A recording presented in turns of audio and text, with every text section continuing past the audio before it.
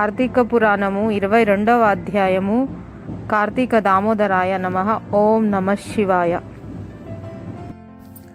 22వ అధ్యాయము. పురంజయుడు వ్రతం చేయు సిద్ధపడుట. మరల అత్రి మహాముని అగస్త్యునకిట్లు చెప్పదొడంగెను. పురంజయుడు వశిష్ఠుల వారు చెప్పిన ప్రకారము కార్తీక పౌర్ణమి రోజున శుచి అయి దేవాలయమునకు వెళ్ళి శ్రీమన్నారాయణుని షోడశోపచారములతో పూజించి శ్రీహరిని గానం చేసి సాష్టాంగ నమస్కారము చేసి సూర్యోదయం కాగానే నదికి పోయి స్నానమాచరించి తన గృహమున కరిగెను. అట్టి సమయంలో విష్ణు భక్తుడగు ఒక వృద్ధ బ్రాహ్మణుడు మెడ నిండా తులసిమాలలు ధరించి పురంజయుని సమీపించి, రాజా, విచారింపకము. నీవు వెంటనే చెల్లాచెదురయ్యున్న నీ సైన్యమును కూడదీసుకొని యుద్ధ సన్నద్ధుడవై నీ శత్రురాజుతో పోరు సల్పుము. నీ రాజ్యం నీకు దక్కును అని దీవించి అదృశ్యుడయ్యెను. ఇతడు ఎవరో మహానుభావుని వలెనున్నాడు అని ఆ వృద్ధుని మాటలు నమ్మి యుద్ధ సన్నద్ధుడై శత్రురాజులతో ఘోరముగా పోరాడెను. దెబ్బతిని క్రోధముతో ఉన్న పురంజయుని సైన్యము ధాటికి శత్రురాజుల సైన్యములు నిలవలేకపోయినవి.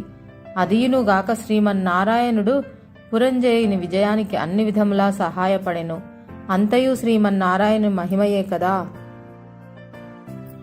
ఆ యుద్ధంలో కాంబోజాదిద భూపాలురు ఓడిపోయి పురంజయ రక్షింపు రక్షింపుము అని కేకలు వేయిచూ పారిపోయిరి. పురంజయుడు విజయము పొంది తన రాజ్యము తిరిగి సంపాదించెను.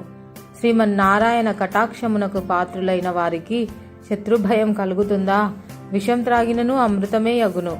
ప్రహ్లాదునకు తండ్రి విషాన్ని ఇవ్వగా శ్రీహరి అని ప్రార్థించి త్రాగగా అమృతమైంది కదా. శ్రీహరి కటాక్షము వలన సూర్యచంద్రులున్నంత వరకు ధ్రువుడు చిరంజీవియే కదా. హరినామస్మరణ చేసిన వారికి శత్రువు మిత్రుడగును. అధర్మము ధర్మముగా మారును. దైవానుగ్రహం లేని వారికి ధర్మమే అధర్మమగును. త్రాడు పామై కరచును. కార్తీక మాసమంతయు నదీ స్నానమునరించి దేవాలయంలో జ్యోతిని వెలిగించి దీపారాధన చేసినచో సర్వ విపత్తులు పటాపంచలగును. అన్ని సౌఖ్యములు సమకూరును.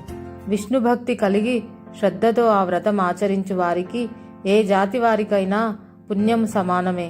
బ్రాహ్మణ జన్మమెత్తి సకల శాస్త్రములు చదివి కూడా విష్ణుభక్తి శూన్యమైనచో శూద్రకులంతో సమానమగును. వేదాధ్యయనమునరించి దైవభక్తి కలవాడై కార్తీక వ్రతానుష్ఠాన తత్పురుడైన వైష్ణవోత్తముని హృదయ పద్మమున భగవంతుడుండును.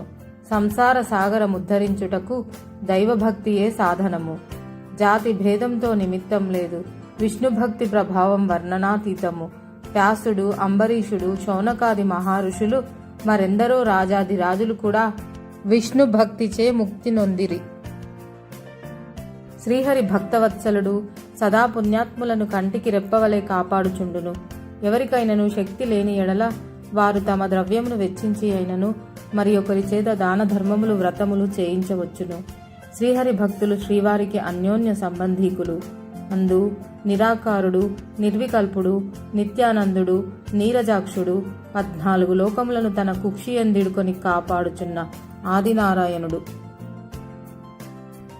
అటువంటి శ్రీ మహావిష్ణువుకు అతి ప్రియమైన కార్తీక మాస వ్రతమును భక్తి శ్రద్ధలతో ఎవరు చేయుదురో వారి ఇంట శ్రీ మహావిష్ణువు లక్ష్మీ సమేతుడై వెలియగలడు. ఆ ఇల్లు సిరి సంపదలతో కలకలలాడును. కార్తీక మాసంలో శుచి అయి పురాణ పఠనం చేసినచో పితృదేవతలు సంతసించెదరు. వారి వంశమంతయు తరించును. ఇది ముమ్మాటికి నిజం. కార్తీక పురాణము 22వ అధ్యాయము సమాప్తము.